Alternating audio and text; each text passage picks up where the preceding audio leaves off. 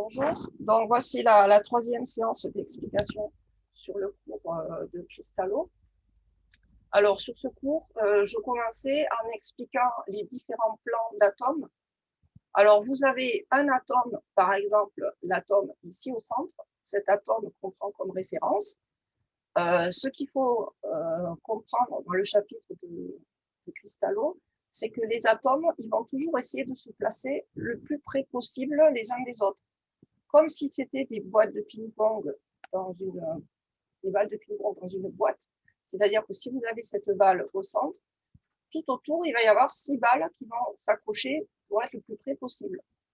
Donc, pour les notions de coordinance, c'est-à-dire le nombre de voisins, les voisins, c'est les atomes dont la distance, c'est D égale 2R, 2 fois le rayon.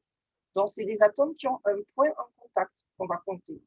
Donc, imaginez que je compte cet atome-là et que je regarde combien il a de voisins. Les voisins dans le plan A dont il fait partie, le plan A, c'est comme si vous avez posé les balles sur la table, c'est la première couche. Donc, sur ce plan A, vous avez cet atome-là, il a 6 voisins. Donc, dans la coordinance, on en a déjà 6.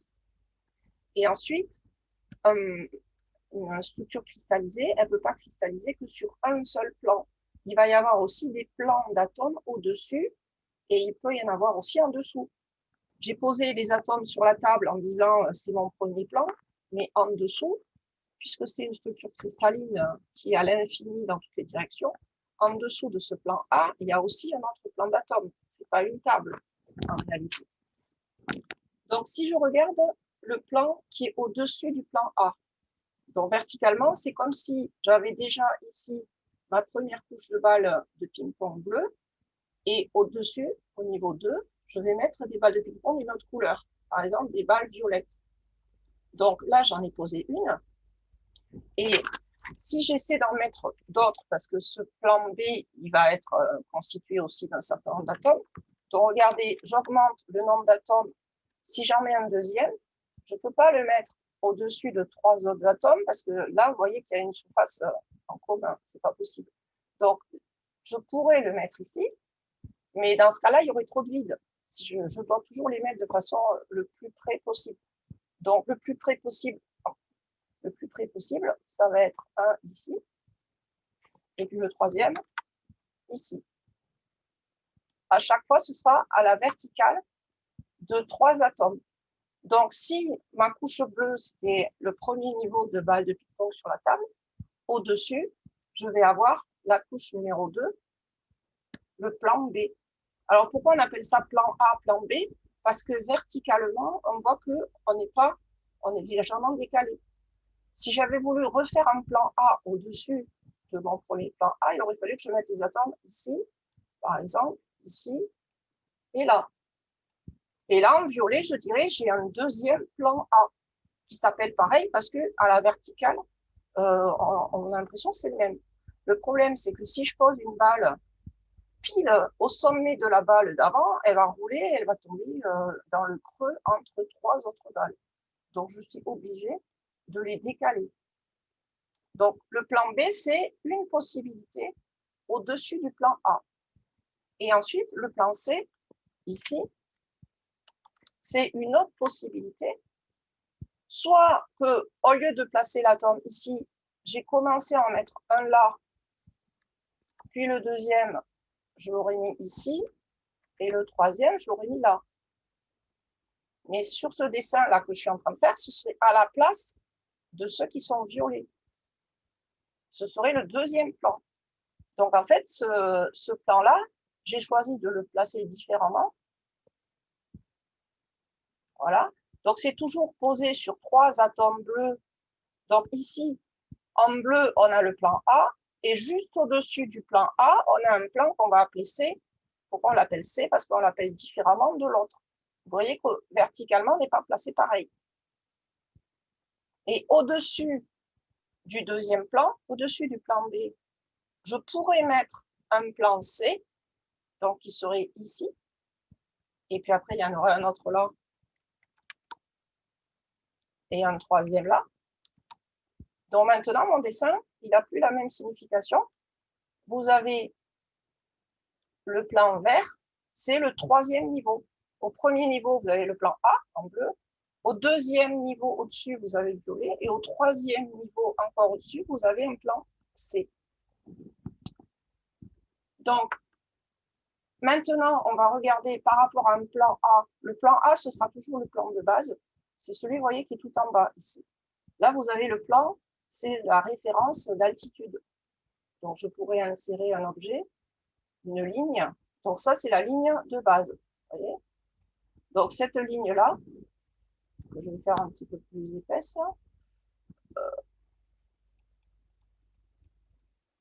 Je vais la faire en noir, c'est bon. Donc, cette ligne-là, ça correspond au niveau du sol. Donc, au niveau du sol, là, vous avez la première couche de balles que vous avez posée. Et c'est forcément dans cette configuration-là, comme si on prenait la photo par-dessus, qu'on voyait ça. Après, il faut se rappeler qu'il y en a davantage. Hein. Il y en a encore autour. On continue. Et au-dessus du plan A, au-dessus de ce plan, on va poser un autre système d'atomes. Ça va être le deuxième plan. Donc, le deuxième plan, donc c'est posé. Hein. Donc là, on a l'impression qu'ils sont un peu éloignés, c'est qu'on les a écartés, mais en fait, B, il est posé directement sur A. L'atome B touche l'atome A. Donc, c'est comme si on était dans cette configuration ici, où vous avez l'atome B qui est posé sur 3 atomes de l'atome A. Et dans la configuration d'à côté, c'est pareil, puisque au-dessus de A, le premier qu'on va mettre, c'est B. Donc, ça va commencer les deux empilements de la même façon. D'abord une couche A, puis une couche B. Et ensuite, si on met un troisième niveau, le troisième niveau, là, j'ai deux possibilités. Soit je mets un niveau au-dessus de B qui est différent, c'est-à-dire un atome comme ça, je le mets au-dessus, et pour le placer de façon différente, je ne peux pas le placer ici. Il faut forcément qu'il soit posé sur 3 atomes violets. Mais si je le place ici, vous voyez que je suis à la verticale du bleu qu'il y avait dessous, que je vois par transparence. Donc, pour faire une couche complètement différente, il faut que je me place à un endroit, vous voyez que dessous, il n'y avait rien. Si je tombe verticalement, là, au niveau du sol, il n'y a aucun atome par lequel je passe. Il y a 20 trous. Et à côté de ça, je peux en placer un autre ici et un autre en bas. Donc ça, c'est une possibilité d'alterner d'abord un atome A, puis une couche B, puis une couche C, et ensuite on recommence. Donc ça va faire A, B, C, puis à nouveau A, B, C, et on continue. Ou alors, l'autre possibilité, c'est de mettre à nouveau au-dessus des 3 atomes violets, de replacer un plan A. Alors, ce n'est pas le même plan que le premier, c'est juste qu'on l'appelle pareil parce qu'il est organisé de la même façon. Donc, qu'est-ce qu'on voit par-dessus? Vous avez en bas vos plans bleus. Au-dessus, vous avez les violets qui touchent le bleu, comme des balles de ping-pong. Et au-dessus, vous avez le plan C qui est posé dessus, mais qui n'est pas la même chose que le plan A. Donc, vous avez des empilements A, B, C, et ensuite, ça va recommencer dans l'ordre A, B, C. Donc, après le vert, il y aurait du bleu qui serait organisé exactement pareil, mais 4 couches au-dessus, puis violet, puis vert, et ça recommence. Alors qu'à côté, si vous avez mis un troisième plan qui est le plan A, qui est exactement le même, vous voyez que là, les atomes, cet atome que je montre, c'est le troisième plan, mais en fait, c'est le même que ceux qui seraient au plan du rez-de-chaussée, derrière. Donc, ces deux organisations-là, je vais lundi vous montrer des modèles moléculaires. Lundi, initialement prévu, on avait un devoir de chimie et vous aviez aussi un devoir de SI. Alors, pour la SI, je ne sais pas ce qui va avoir lieu, mais en tout cas, en chimie, moi, je vais amener les modèles moléculaires concernés et comme ça, vous pourrez le voir en vrai et on fera des exercices sur la cristallo. Donc, lundi, si vous avez l'autorisation de revenir, pendant les 2 heures, ce sera peut-être de 10 à 12. Donc, je vous montrerai les modèles moléculaires et si vous avez des questions particulières, si vous n'avez toujours pas compris qu'est-ce que ça veut dire les empilements, je vous le montrerai avec les modèles. Avec les modèles en 3D, ce sera peut-être plus simple. Voilà. Alors, qu'est-ce que ça donne, les histoires de plans? Là, les plans, vous voyez qu'on ne vous les a plus organisés de la même façon. Là, on vous les a présentés ici comme si c'était à l'horizontale, latéralement, c'est-à-dire. Là, on vous les a montrés comme si c'était une vue de dessus. On se place au-dessus de la table et qu'est-ce qu'on voit? Et là, vous avez une vue latérale, une autre vue latérale mais inclinée. Donc, les organisations de plans sur une cubique à face centrée, vous avez un cube et vous avez les centres des faces avec un atome. Eh bien, les plans ABC, en fait, ils sont en diagonale. Un sommet, c'est un plan, par exemple, le plan violet, peu importe. Ensuite, juste en dessous, les atomes en contact, ce n'est pas les atomes qui sont dans un plan du cube, c'est une diagonale. Donc là, ça vous fait une sorte de triangle, mais en fait, c'est une partie de ce qu'on a ici. Vous voyez, ça, c'est juste organisé d'une autre façon. Il n'y en a pas 6 qui sont placés différemment. Et en dessous, vous avez encore un autre plan. Ça fait un autre triangle, mais décalé. Mais par contre, il n'est pas à la verticale des deux autres. Et le dernier, c'est le sommet opposé du cube par rapport à lui. L'autre sommet, il est à la verticale si on incline le cube. C'est-à-dire si on pose le cube sur un sommet et pas sur une face. Donc ça, je vous le remontrerai avec les modèles. Donc les plans, je pense que maintenant, ça va mieux.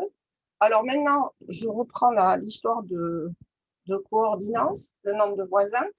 Alors si j'étais pour un atome donné, par exemple, cet atome-là, celui-là au centre, vous voyez qu'autour de lui, il y a 6 voisins. Donc, dans le plan horizontal où il a 6 voisins. Alors maintenant, si je prends le dessin d'à côté, donc je m'intéresse toujours à cet atome central. Cet atome central, il est en contact avec les 6 bleus qui sont autour de lui. Et vous voyez que posé sur lui, ici, il y a un atome violet qui est aussi posé sur les deux autres, mais il a un point de contact avec lui. Puisqu'il est posé sur lui, c'est qu'il le touche. Il le touche exactement comme il touche les autres qui sont à côté. Donc là, vous avez un atome en plus qui est dans le plan supérieur. Puis, comme j'ai expliqué qu'on pouvait en mettre 3, en fait, moi, si je m'intéresse à l'atome central, là, c'est celui qui est en dessous, celui-là, il est en contact avec 3 atomes violets au-dessus. Alors, par contre, je les ai dessinés d'une autre couleur. Il y a des bleus, il y a des violets, mais par exemple, tous, c'est des atomes de fer ou des atomes de cuivre. C'est un élément chimique. J'ai mis des couleurs pour visualiser les plans, mais c'est toujours un seul élément chimique. Par exemple, du fer. Donc, l'atome bleu, il est en contact avec 3 atomes de fer au-dessus du plan dans lequel lui, il appartient. Donc, ça veut dire qu'il y a des voisins, il y en a 6 du même plan, plus 3 au-dessus. Et au-dessus, il ne peut pas y en avoir d'autres. Parce que même si je mettais un atome d'un plan au-dessus comme ça, il serait trop loin par rapport à lui. La distance entre le bleu et le vert, elle est plus grande qu'entre le bleu et le violet, puisqu'il y a contact. Donc ça, c'est dans le plan au-dessus. Donc vous comprenez que cet atome-là, il a 3 voisins au-dessus. Alors maintenant, si je considère qu'il y a un plan maintenant en dessous, mettons que l'atome que j'ai visualisé, c'était un qui est ici, je change de couleur. Dans le même plan autour de lui, ici, il y en a 6. Posé sur lui, il y en a 3. Et en dessous, en fait, même si là, on avait l'impression que c'est le premier plan, en dessous, il y a un autre plan. Il y a un plan inférieur. Et il est posé aussi sur 3 atomes. Mon atome ici, il est aussi posé sur 3 atomes, soit organisé de la même façon que ça, soit organisé de cette façon-là. C'est comme si on avait retourné cette image et que dessous, il y avait les 3 verts et au-dessus, le bleu. Voilà, ça, je ne peux pas le inverser. Je ne peux pas inverser l'image, mais c'est comme si on avait le vert qui serait en dessous. Donc, un atome donné, il a 6 voisins dans un plan, 3 sur le plan au-dessus et 3 sur le plan en dessous. Donc, ça fait 6 plus 3 plus 3, ça fait 12. Donc, il y a 12 voisins.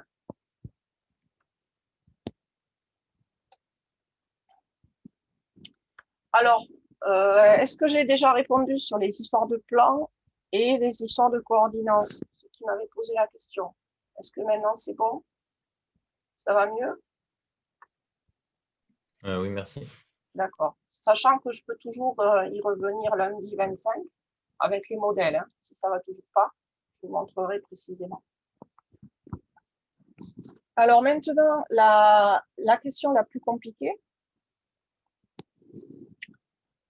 La question la plus compliquée, c'est les histoires de cycles interstitiels.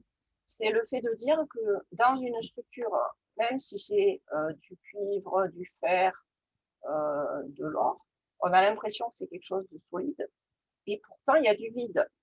On avait vu que la compacité, c'est la fraction d'espace occupé. Il y a 74% occupé, et ça veut dire qu'il y a 26% de vide à l'intérieur de la structure.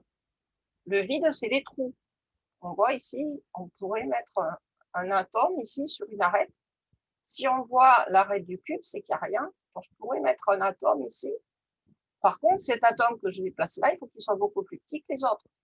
Je ne peux pas mettre un atome de la même taille que les autres. Il faut que je mette un truc tout petit. Donc, il y a des sites qu'on voit sur les arêtes. Là, on le voit directement. Donc, ça, c'est les sites les plus faciles à voir. C'est ce qu'on appelle les octaédriques. Donc, au centre d'une arête. Donc, vous voyez, ça, c'est l'arête. L'arête qu'on avait visualisée ici. Vous avez un atome d'un côté de l'arête, un atome de l'autre côté.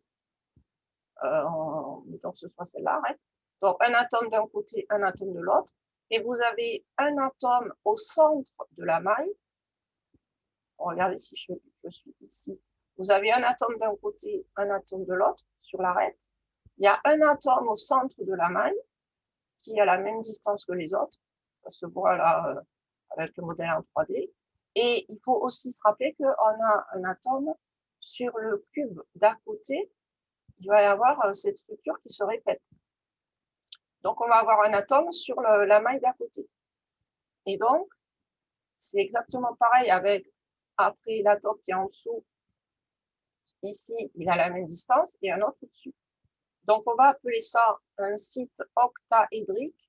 Je vous ai déjà fait le cours. Vous avez les modèles VSEPR. Je vous avais dit que quand il y avait un atome central et puis 6 atomes autour, à 90 degrés, c'est la structure AX6 en VSEPR. Désolée d'y revenir. Donc, j'avais dit que c'était une structure octaédrique qu'on appelait aussi bipyramide à base carrée. Pourquoi octaédrique? C'est parce qu'il y avait 8 faces. Il y a 2 pyramides à base carrée qui ont 4 faces, qui sont collées l'une dessus, l'autre dessous. Donc, en tout, il y a 8 faces. Donc, ce site-là, on l'appelle octaédrique parce qu'il est créé par 6 atomes autour et que ça fait une structure comme si c'était AX6, VSEPR. Donc, ceux des arêtes, c'est facile à voir. Et on a exactement la même structure octaédrique en plein centre du cube. Donc là, on voit bien sur ce dessin qu'on a la même chose. Donc, les sites octaédriques, il y en a au centre du cube et sur chacune des arêtes. Donc, si vous devez dénombrer combien il y a de sites octaédriques, il y en a un qui est en plein dans la maille, donc celui-là, il est partagé que pour cette maille.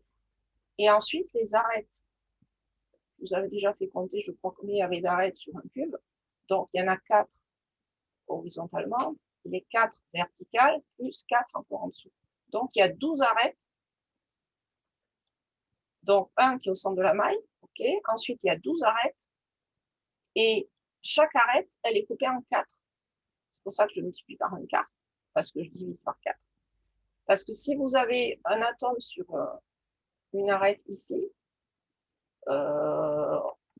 on peut le voir au niveau des cubes, c'est pas la même organisation.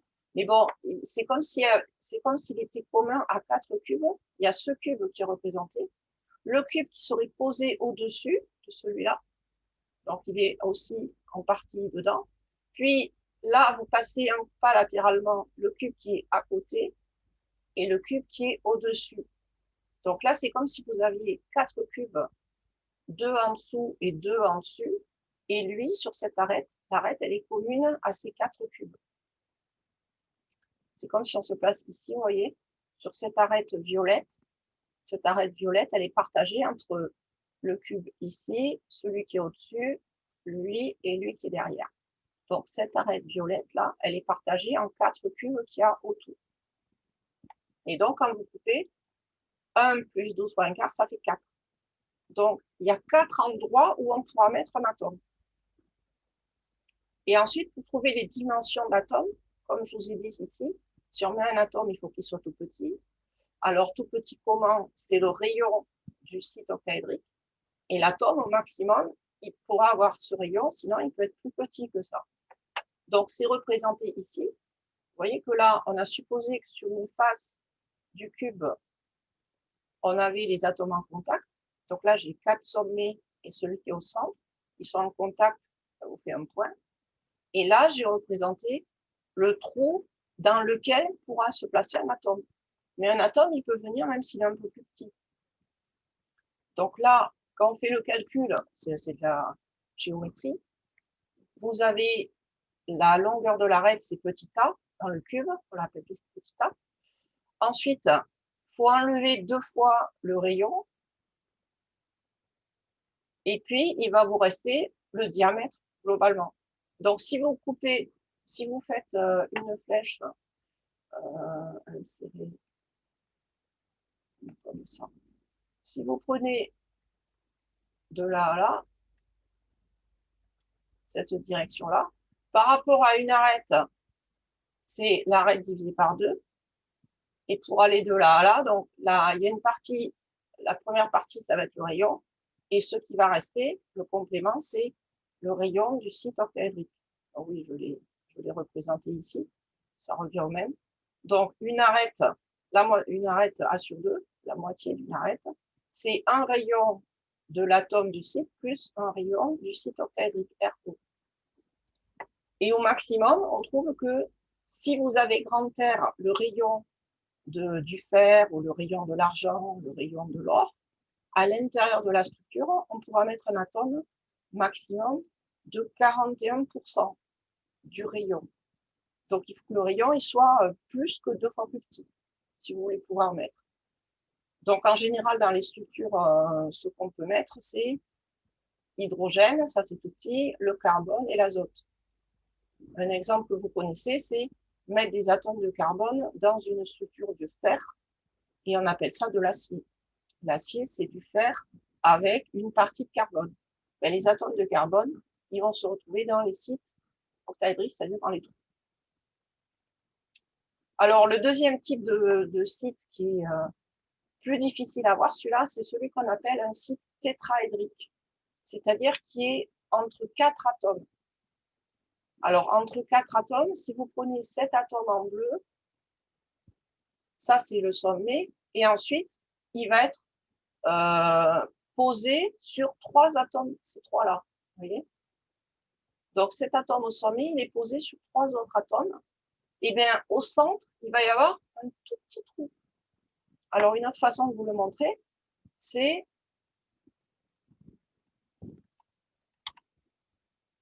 là, vous avez 3 atomes bleus, c'est sur le plan A, et au-dessus, vous avez posé l'atome, c'est encore un atome de fer. C'est le même type d'atome qu'il y a que le plan bleu, sauf qu'on dit que c'est un plan différent. Eh bien, vous avez un site tétraédrique à l'intérieur. Vous voyez qu'en bas, là, ça fait le trou en blanc, là, ça vous fait une sorte de triangle. Vous voyez, ce triangle-là, ça, c'est du vide. Et bien, cette base triangle, en fait, elle va s'arrêter au-dessus parce qu'il y a un autre atome. Et ça vous fait globalement un trou qui est en forme de pyramide à base triangle. Donc, je vous le remontre sur ce schéma-là. Là, vous avez un sommet, il est posé sur ces 3 atomes, 2 bleus et un jaune. Donc, les 3 bleus, imaginez que j'enlève celui-là. Si je pouvais enlever celui-là, ces 3-là, au centre, il y a un petit trou triangle, et par-dessus, je chapeaute, ça referme le vide, et vous avez globalement un site interstitiel. Donc, ça se voit ici. À chaque fois, vous allez avoir un sommet du cube, et les 3 atomes qui sont au centre des 3 faces qui coïncident avec ce sommet. Donc, ce sera peut-être plus clair sur cet exemple-là. Donc, ce sommet-là, plus les 3 atomes qui sont sur les milieux des faces en contact avec ce sommet. Donc, il y a celui-là, la face latérale, il y a celui-là, la face supérieure, et il y a celui-là, la face qui est derrière. Donc, vous voyez que ce sommet, il est en contact avec 3 faces de cube, et à chaque fois, avec les atomes au milieu, ça vous fait 4 atomes. Alors, c'est représenté ici. Vous avez là le sommet. Lui, il est au milieu de la face avant et au milieu de la face dessous. Donc, en bleu, ça ressemble un peu à un berlingot de lait concentré, cette forme-là. On ressemble un peu à une pyramide à base triangle. Donc, on appelle ça un site tétraédrique parce qu'il y a 4 faces. Octaédrique, il y avait 8 faces. Là, on a 4 faces. Vous voyez, ici, représenté, il y a celle-là qui est en avant. Il y a celle qui passe derrière, ici, là. Ça fait 2. Il y a celle qui est dessous. Ce triangle-là, ça fait 3. Et il y a celle qui est sur la base, latéralement, ça fait 4. Il y a 4 faces. Il y a 4 atomes qui font une géométrie tétraédrique. Et il y a 4 faces. Donc là, on est dans le cours du SEPR. C'est comme si j'avais un atome au centre et qu'il y a 4 atomes autour, comme la molécule de méthane, CH4. Un atome au centre plus 4 autour. On appelle ça une forme tétraédrique, parce qu'il y a un atome au centre. Donc là, l'atome qu'on va mettre au centre, ce sera un atome différent. Alors donc, combien il y en a dans le cube? Puisqu'on a expliqué que c'est localisé à partir d'un atome de sommet et 3 faces, comme sur un cube, il y a 8 sommets, il va y avoir 8 sites tétraédriques. Voilà, donc un au centre de chacun des 8 petits cubes. Ce que j'appelle le petit cube, c'est un petit cube à partir d'un sommet. Et dans chaque direction, vous avez coupé en 2. Donc là, on a représenté les 8 petits cubes. Et au centre de chacun des petits cubes, il pourra y avoir un atome différent. Alors, le plan de contact, là, ça va être plus galère. Alors, le plan de contact, par rapport à la structure, ici, là, je vais prendre le cube en vert, vous voyez, celui qui est derrière, et je vais mettre, alors je prends cette là. Donc, je regarde le cube vert. La première flèche que je mets ici, cette première flèche, ça va correspondre à la largeur ici. Donc, je vais mettre la même couleur. Ça correspond à cette distance-là. Et à côté, à l'autre, c'est exactement la même chose. OK. Donc, cette distance-là, c'est le contact entre 2 atomes, les 2 vrais atomes du réseau. Là, sur ce dessin, on a l'impression qu'ils sont tout petits, mais en réalité, ils sont à la même distance. Ils sont en contact au milieu. Ensuite, les parties verticales, cette partie verticale, ça correspond à toute la hauteur ici. On a A sur 2. Donc, on voit que on a les 2 atomes en haut. Par contre, ici, là, il n'y a pas d'atome. Et là non plus. C'est pour ça que représenté, il n'y a pas d'atome là et là. Et puis, en bleu, c'est l'atome qu'on aurait placé au centre de la maille, ce petit atome bleu. C'est l'atome qui serait en plein centre. Donc, s'il est en contact au centre de la maille, c'est qu'il touche ces 2-là. Et après, dans l'autre plan, dans le plan perpendiculaire, bon, vous voyez, celui-là, c'était le premier.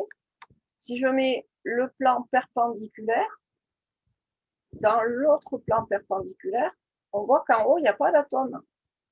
Ils sont où les atomes? Si je plante dans le plan perpendiculaire, ils seront en bas. Donc, si au lieu de couper dans ce sens, j'avais choisi de couper dans l'autre, c'est-à-dire couper comme ça, en iso, dans l'autre sens, les 2 gros atomes, ils se seraient retrouvés en bas. Mais par contre, le bleu, il ne change pas de place puisqu'il est au centre toujours du cube. D'accord? Donc, si j'avais coupé dans l'autre sens, avec le plan qui est au-dessus, toujours dans le cube vert, j'aurais eu les deux atomes en bas et rien en haut. Donc, vous voyez que on peut le décaler, le dessin, peu importe. Et donc là, la distance, la petite diagonale qui est en bleu, là, ça correspond à cette distance-là. Donc, on voit qu'on est sur la diagonale du grand cube, c'est A racine de 2, la diagonale en entier, puisque un côté c'est A. Donc, en entier, tout ça, c'est A racine de 2. Et si moi, je fais que la moitié, ça fait A racine de 2 sur 2. Donc, cette longueur-là, qui est représentée en bleu, c'est A racine de 2 sur 2. Et si on regarde le plan contact, ici, il va falloir regarder de là à là, de là à là. En fait, c'est comme si on plongeait à travers le cube. Donc, si je plonge d'un côté à l'autre, je traverse complètement. Là, la grande diagonale, on dit que c'est A racine de 3. A racine de 3, c'est toute la distance d'un sommet à un autre. A racine de 3. Si je coupe en deux, A racine de 3 sur 2, cette fois, ça va être la distance ici avec le milieu du cube. Donc, sur ma flèche, là, j'ai A racine de 3 sur 2. Et si je coupe encore en deux, ici, avec le centre du cube, c'est là qu'il y a le petit atome bleu, en plein centre. Là, j'ai A racine de 3 sur 4, puisque j'ai divisé en 2 et j'ai redivisé en 2. Donc, A racine de 3 sur 4, c'est la distance entre un sommet et le centre de mon petit cube où il y a l'atome bleu. Et donc, puisqu'ils sont en contact, ce sera d'abord le rayon de mon réseau, R, et ensuite rayon RT tétraédrique. Voilà, donc après, c'est le même type de calcul. Et quand on fait le résultat, on trouve que le rayon qui peut aller dedans, c'est 22%, c'est-à-dire il va être tout petit par rapport à l'atome du réseau. Il faudra qu'il soit pas plus grand que 4 fois, que un quart, plutôt pas plus grand que un quart de celui du réseau. Et donc là, il n'y aura que l'hydrogène qui va pouvoir passer dans ces trous. Les atomes de carbone ou d'azote, ils ne pourront pas passer dans ces trous. Donc, qu'est-ce qu'on voit par rapport à ce schéma? On voit que si on a un atome de carbone qui est coincé dans un site octaédrique, dans le rouge, l'atome de carbone ne pourra pas migrer à travers le site tétraédrique, puisqu'il est trop gros pour passer dedans. Un atome de carbone il serait plus gros que le bleu dans lequel il pourrait contenir. Donc, un atome de carbone qui est piégé dans du fer, il va rester piégé dans du fer.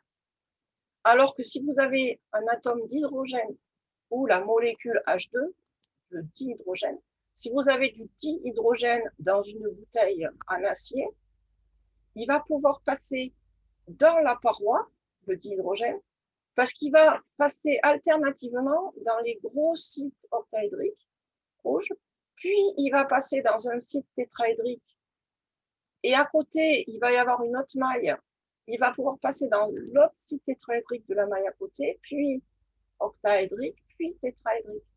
Ça veut dire que quand on a une bouteille d'hydrogène, une bouteille avec du dihydrogène gazeux dedans, le dihydrogène, il va fuir à travers les parois du récipient. Et vous pouvez prendre un acier épais de 10 cm. L'hydrogène, il va réussir à passer et à sortir. Ça veut dire qu'on ne peut pas faire des bouteilles de gaz hydrogène étanches, puisque à chaque fois, ça va fuir. Donc, quand on veut stocker du dihydrogène, la seule solution, c'est de le maintenir sous très forte pression pour qu'il soit liquide. Et à l'état liquide, comme il va y avoir des interactions entre les molécules, il va avoir plus de mal à se séparer des autres atomes comme lui pour réussir à diffuser à travers la paroi. Voilà, donc le dihydrogène gazeux, lui, il passe à travers n'importe quelle paroi solide parce qu'il est tout petit et il peut se faufiler dans les trous.